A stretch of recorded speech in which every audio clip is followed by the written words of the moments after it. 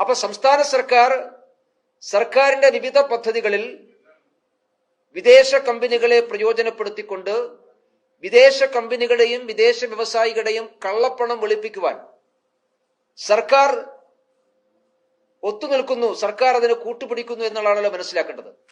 ഉദാഹരണമായിട്ട് Shri M V Govindan കേരളത്തിലെ തദ്ദേശഭരണ സ്ഥാപനത്തിന്റെ മന്ത്രിയായിരിക്കുന്ന സമയത്ത് ആരംഭിച്ചിട്ടുള്ള ശുചിത്വ നഗരം പദ്ധതി, ആ പദ്ധതിയുമായി ബന്ധപ്പെട്ടുകൊണ്ടാണ് രാജേഷ് കൃഷ്ണ എന്ന് പറയുന്ന ഇദ്ദേഹത്തിന്റെ ലണ്ടൻ ആസ്ഥാനമായിട്ടുള്ള കമ്പനി പണം സമാഹരിക്കുന്ന ഒരു കാര്യം. എം വി ഗോവിന്ദനുമായി ഇദ്ദേഹത്തിന് വലിയ അടുപ്പമുണ്ടായിരുന്നു, ബന്ധമുണ്ടായിരുന്നു എന്ന് ഈ പരാതിക്കാരൻ പറയുന്നുണ്ട്. ആ അടുപ്പത്തിന്റെയും ബന്ധത്തിന്റെയും ആഴം എത്രത്തോളം ഉണ്ട് എന്ന് നമുക്കറിയില്ല. പക്ഷെ ഒരു കാര്യം നമുക്കറിയാവുന്ന ഒരു കാര്യമുണ്ട്.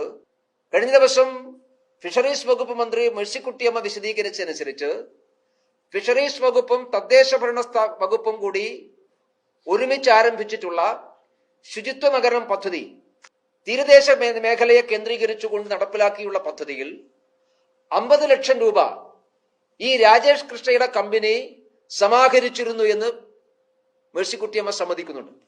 അത് കൊല്ലം നഗരവുമായി ബന്ധപ്പെട്ടുള്ളതാണ്.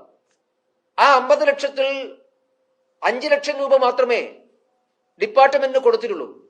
ആ പദ്ധതി പണമില്ലാത്തത് കൊണ്ട് മുമ്പോട്ട് പോയില്ല എന്നാണ് മേഴ്സിക്കുട്ടിയമ്മ പറയുന്നത്.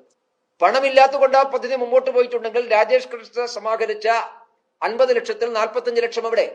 ആ 45 ലക്ഷം അന്നത്തെ തദ്ദേശ ഭരണ വകുപ്പ് മന്ത്രിക്കാണോ കിട്ടിയത്? തനിക്കോ തന്റെ ഡിപ്പാർട്ട്മെന്റിനോ ഒന്നും കിട്ടിയിട്ടില്ല എന്ന് മേഴ്സിക്കുട്ടിയമ്മ പറയുന്നുണ്ട്. അങ്ങനെയാണെങ്കിൽ കിട്ടിയത് ഗോവിന്ദൻ മാഷ്ക്കും അദ്ദേഹത്തിന്റെ വകുപ്പിനുമാണല്ലോ. ഗോവിന്ദൻ മാഷ് തുടർന്ന് പിന്നീട് അധികാരത്തിൽ വന്ന എം വി രാജേഷിന്റെ കാലത്തും സമാനമായിട്ടുള്ള പദ്ധതികൾ തദ്ദേശ ഭരണ വകുപ്പ് ആരംഭിച്ചിട്ടുണ്ട്. അതും ഈ വ്യക്തിയുമായി ബന്ധപ്പെട്ടുകൊണ്ട് തന്നെയാണ്.